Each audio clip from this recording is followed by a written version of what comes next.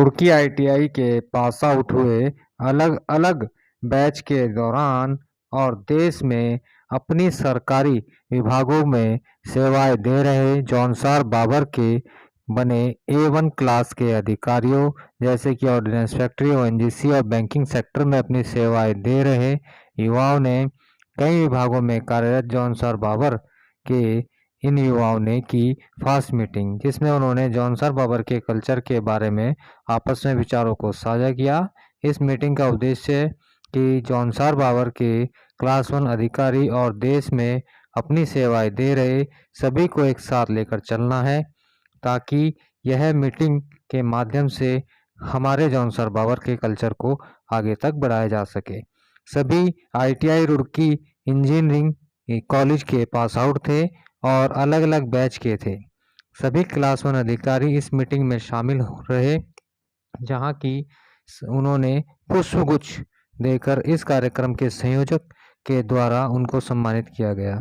इसके पश्चात सभी ने जौनसारी नृत्य भी किया और अपने कल्चर के बारे में यह मीटिंग की गई। इस मीटिंग के संयोजक कानपुर ऑर्डिनेंस फैक्ट्री में कार्यरत अनिल भट्ट और परमानंद जोशी, जो कि पंजाब नेशनल बैंक दिल्ली के ब्रांच मैनेजर हैं, उन्होंने इस मीटिंग का आयोजन किया और अपने विचारों को सभी से साझा किया।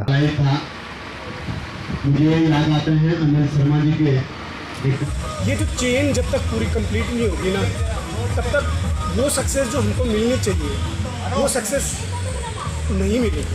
तो जैसे और भी जैसे जनजातीय मीणा, तो ऑल इंडिया पे हम सभी लोगों ने देखा होगा, उनका इतना कनेक्ट, इतना बढ़िया कनेक्ट है, चेन इतनी बढ़िया चेन बनी हुई है कि तो उसके उनको रिजल्ट्स भी मिल रहे हैं। तो हमारा मेन है कि अवेयरनेस की कमी है, बच्चा वहाँ चले जाता है, जैसे एकदम गांव के बैकग्राउंड से आता है, उसका कम्युनिकेशन स्किल कुछ अलग रहता है और वो कोई ऐसी ब्रांच चुन लेता है जिसमें वो कम्युनिकेशन स्किल है, आगे जाके वो सस्टेन नहीं कर पाता, फिर अनफॉर्चुनेटली इंजीनियर अनएम्प्लॉयड रह जाता है।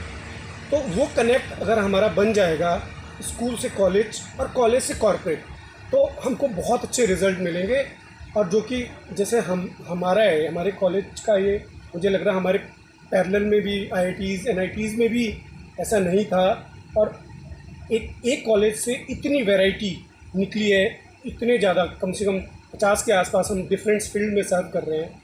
और हम एक साथ मिल के किस तरह से हमारा जो आने वाला यूथ है उसको गाइड कर पाए, क्या क्या आगे चैलेंजेस है, किस ईयर से शुरुआत करनी है, बैकग्राउंड भी उनका वीक रहता है।